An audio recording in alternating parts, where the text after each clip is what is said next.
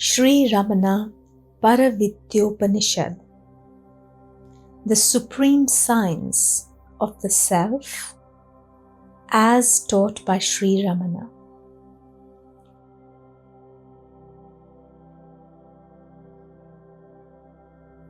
The difference between the three states and the supreme state. In dream and waking, the mind being active itself creates the world. In deep sleep, it goes into seed form. On awaking, it again creates the world. In deep sleep, the mind is not completely lost.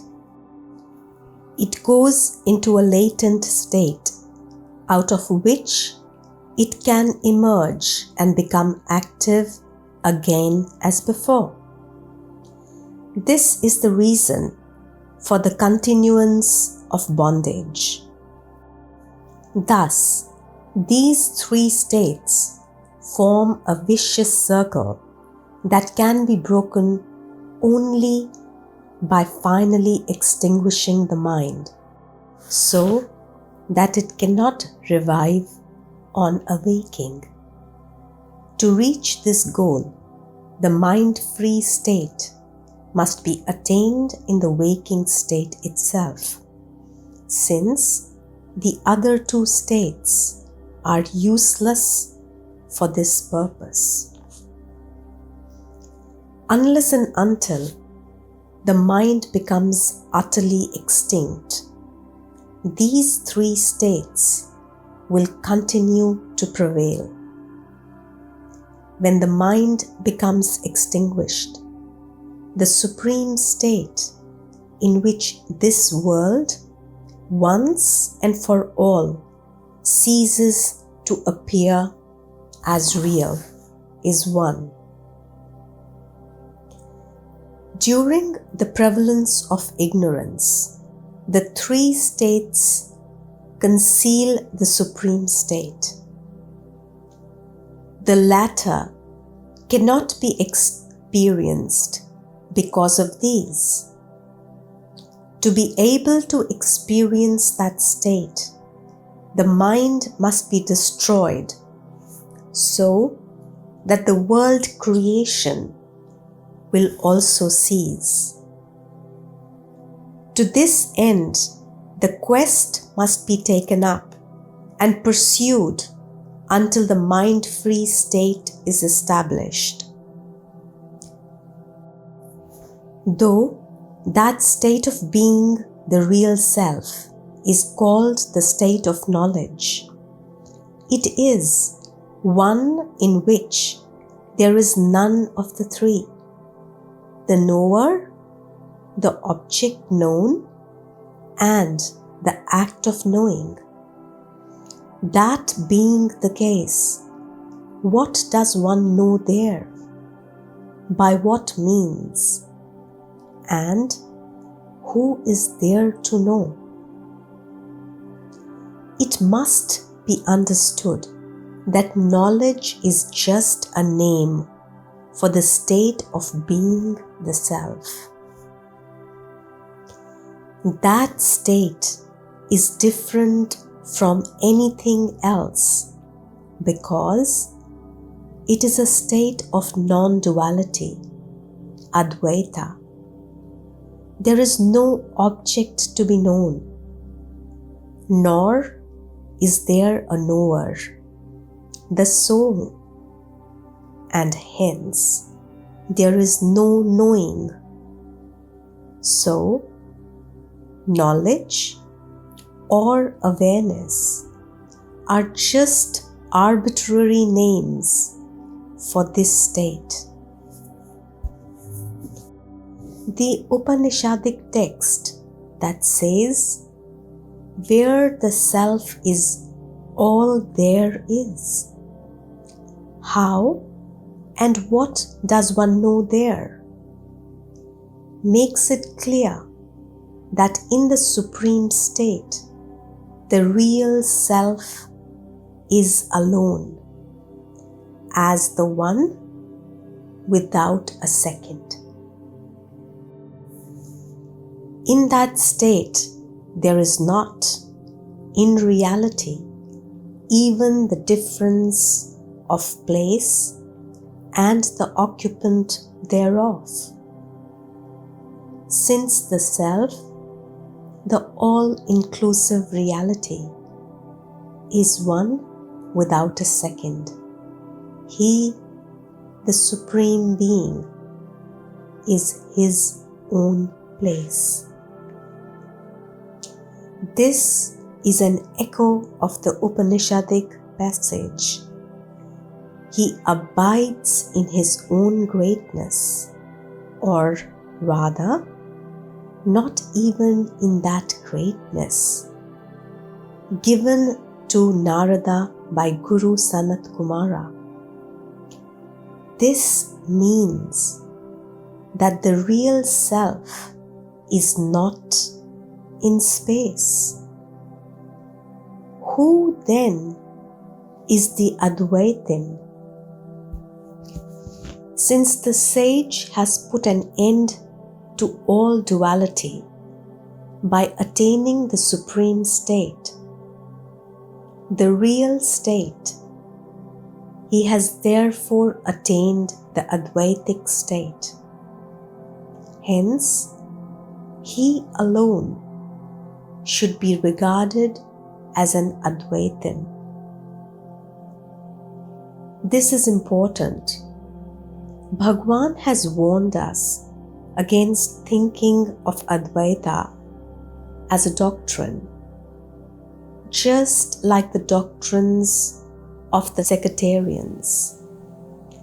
Since the Advaitic state is the mind-free state, there is no room in it for doctrines. Duality comes to be taken as real because of taking something that is not the Self to be the Self. The sages tell us that the state of being free from this ignorance is itself the Advaitic state. This means that so long as this ignorance endures, the Advaitic state is not attained. Thus, Advaita is not a dogma like those of the other religions.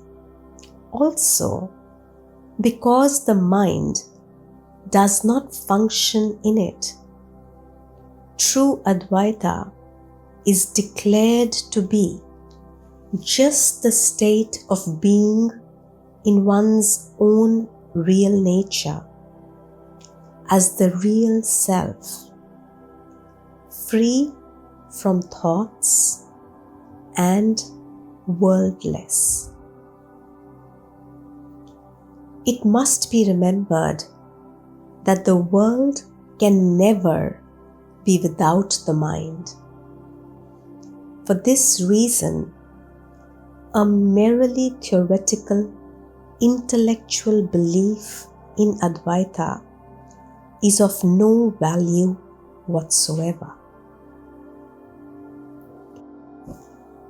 On the other hand, the Advaitic state has not been attained by one who, knowing the substance of the sacred lore as a doctrine by his intellect alone, is satisfied with it, without striving to win actual experience of the real Self. Such a one has not dissolved the world appearance by remaining in the true state of the Self as the supreme reality. He that knows the Self by understanding the substance of the books has not got rid of his false notion that the body is the self.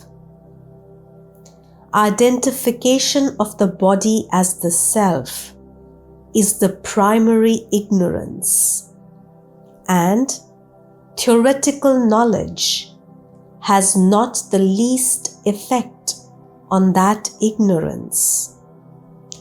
It survives, it ceases only by the attainment of the true state of the self. It has been stated by the Guru Sankara that such a one is really not different from the brute animals. Brutehood is defined by the sages as that state in which one regards the self as being limited to the body. Hence, for him who just knows the sacred lore, the belief that the world is real as such, in its own sight, does not cease. Deluded by this false belief, he, like all the rest, ever wanders helplessly in samsara. It is said by Bhagavan that the knower of the sacred lore, whose mind has not subsided in the peace of the supreme state, is just like a gramophone. It is also said by Bhagavan that he is even worse off than the man without learning, because unlike the latter, he is overwhelmed by moods of pride and so on.